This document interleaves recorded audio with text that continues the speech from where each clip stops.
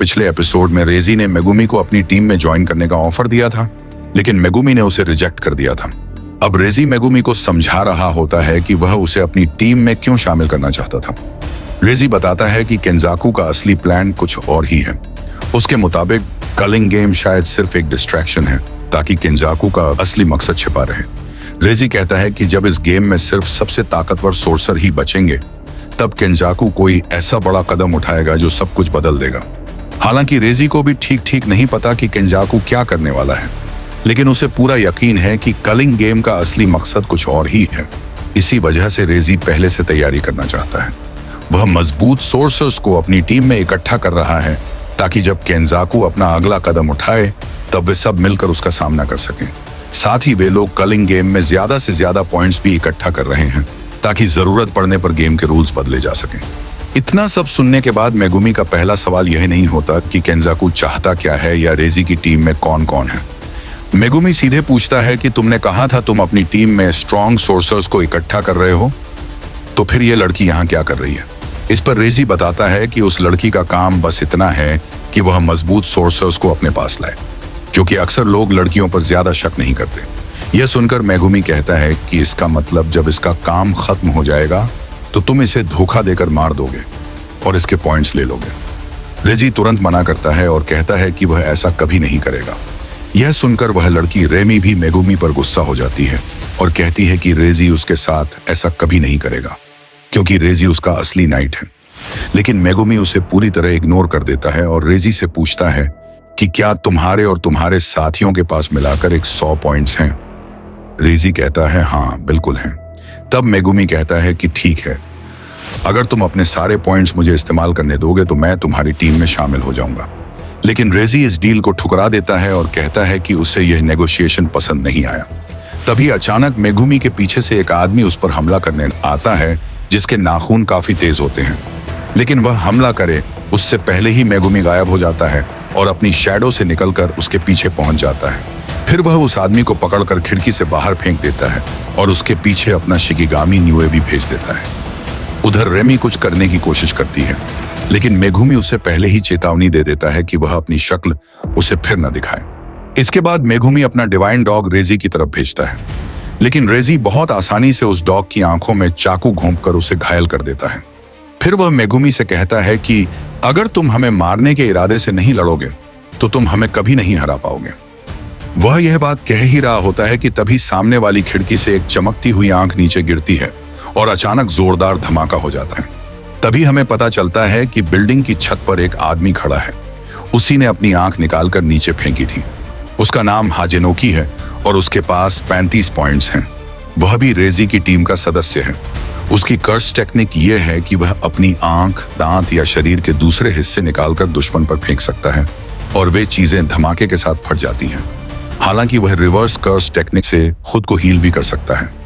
Megumi उस हमले से बच जाता है, लेकिन चारों तरफ धुआं फैल जाता है। इसी का फायदा उठाकर रेमी फिर से मेगुमी पर हमला करने आती है, लेकिन मेगुमी उसके बाल पकड़कर उसे जमीन पर पटक देता है।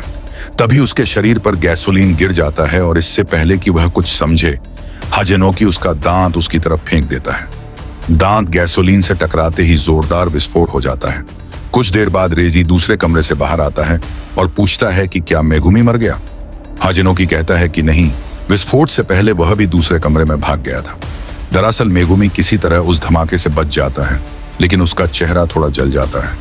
उसके साथ उसी कमरे में रेमी भी होती है, क्योंकि ब्लास्ट होने से ठीक पहले मेगुमी उसे अपने साथ खींचकर अंदर ले आया था। तभी कोगा ने एक नई अनाउंसमेंट लेकर आता है। वह बताता है कि रूल नंबर 10 ऐड हो चुका है, जिसके मुताबिक अब कोई भी प्लेयर अपने पॉइंट्स दूसरे प्लेयर के साथ शेयर कर सकता है। यह सुनते ही मेगुमी समझ जाता है कि यूजी ने अपना काम कर दिया है। इसके बाद लड़ाई फिर से शुरू हो जाती है।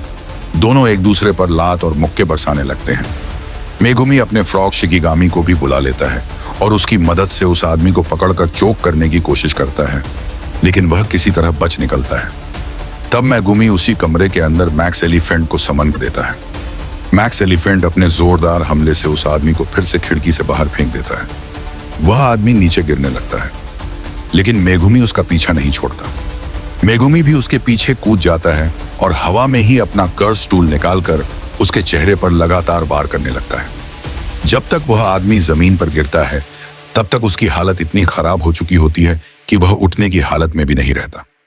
इसके बाद मेगुमी उसके पास जाता है और अपनी तलवार से उसके चेहरे पर वार करके उसे खत्म कर देता है। तब की कोगाने अनाउंस करता है कि मेगुमी को 5 पॉइंट्स मिल चुके हैं, यानी वह आदमी अब मर चुका है। इसके बाद मेगुमी सोचता है कि उसे और ज्यादा पॉइंट्स इकट्ठा करने होंगे ताकि उसकी बहन सुमिकी को इस कलिंग गेम में भाग न लेना पड़े।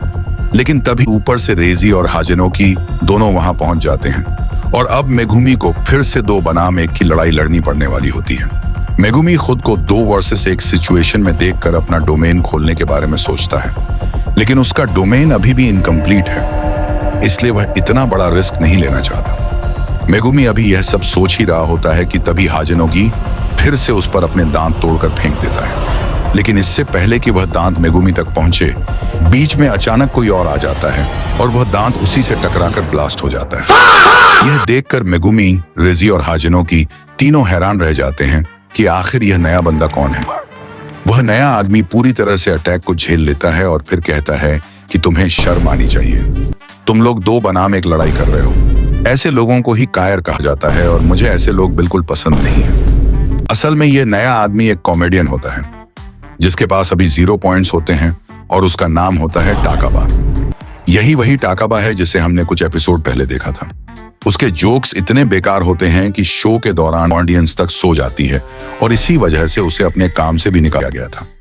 खैर, टाकाबा दोनों हाथ फैलाकर उनके बीच खड़ा हो जाता है और कहता है, बिहोल्ड, डैमेज 0। हालांकि उसके सिर से खून निकल रहा होता है, लेकिन जैसा कि हमेशा होता है, उसका जोक इतना खराब होता है कि किसी को समझ ही नहीं आता।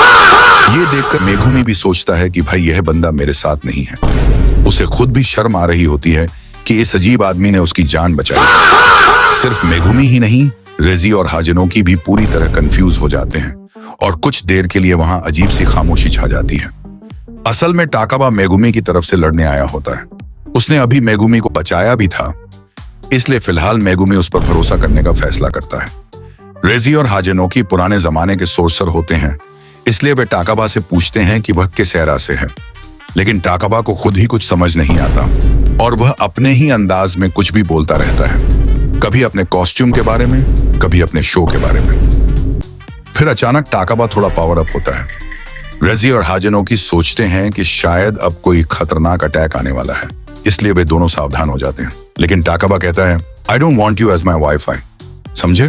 नहीं ना, मुझे भी नहीं समझ आया शिन।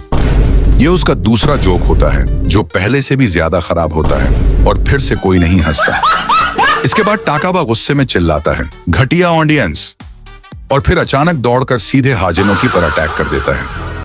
वह इतनी जोर की किक मारता है कि हाजेनोकी हवा में उड़ते हुए दूर जाकर गिरता है। यह देखकर रेजी समझ जाता है कि यह बंदा मजाक नहीं है। असल में टाकाबा दिखने में भले ही झोंक लगता हो, लेकिन उसकी स्पीड और ताकत काफी खतरनाक है। रेजी का ध्यान टाकाबा पर चला जाता है और उसी मौके का फायदा उठाकर मेगुमी नीचे से उस पर सरप्राइज अटैक करने की कोशिश करता है, लेकिन रेजी आखिरी समय पर वहां से बच जाता है। इसके बाद मेगुमी टाकाबा से कहता है कि तुम उस एक्सप्लोजन वाले बंदे को संभालो, मैं रेजी को देखता हूं। लेकिन टाकाबा अपनी ही मस्ती में रहता है और मेगुमी के बहुत करीब आकर अजीब हरकतें करने लगता है। मेगुमी चिढ़कर कहता है, दूर हट साले। मेगुमी उससे कहता है कि तुम्हारे टीममेट्स को तुम्हारी बिल्कुल भी परवाह नहीं है, इसलिए बेहतर यही होगा कि तुम यहां से निकल जाओ।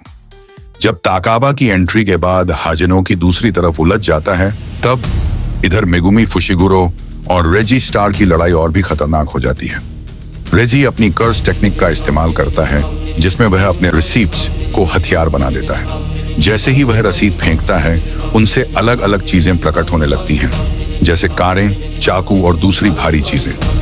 वह एक के बाद एक कार मेगुमी पर गिराने लगता है ताकि उसे दबाकर खत्म कर सके, लेकिन मेगुमी अपने शैडो का इस्तेमाल करके उन हमलों से बचता रहता है।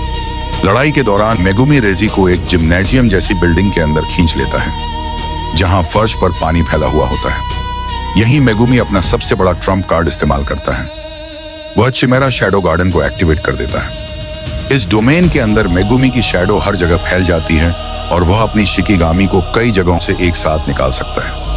अब मेगुमी अपने डिवाइन डॉग्स और दूसरी शैडो अटैक से रेजी को चारों तरफ से घेर लेता है। क्योंकि मेगुमी अब यह समझ चुका है कि उसे अच्छा बनने की जरूरत नहीं है, बल्कि उसे केवल जीतने की जरूरत है, चाहे उसके लिए उसे अपनी आत्मा का एक हिस्सा उस अंधेरे को ही क्यों न सौंपना पड़े। और इसी के साथ यह एपिसोड यहीं पर खत्म होता है। अगर आपको यह वीडियो पसंद आया हो तो इसे लाइक, शेयर और चैनल को सब्सक्राइब करना बिल्कुल मत भूलिएगा। मैं आपसे मिलूंगा अगले वीडियो में, क्योंकि अगले एपिसोड में हम देखेंगे मेगुमी वर्सेस रेजी की धमाकेदार फाइट और भी डिटेल में। तब तक के लिए देखते रहिए पीयूष एक्सप्लेन।